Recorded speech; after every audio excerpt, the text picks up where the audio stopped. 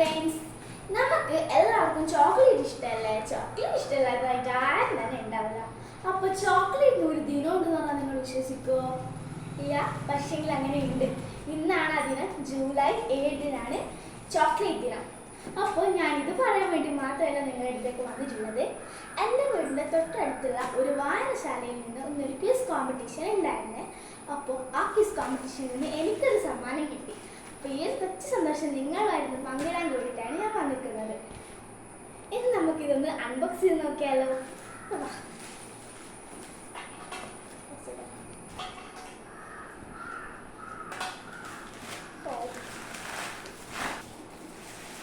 ഇതൊരു കാസ്ട്രോൾ ആണ് കേട്ടോ.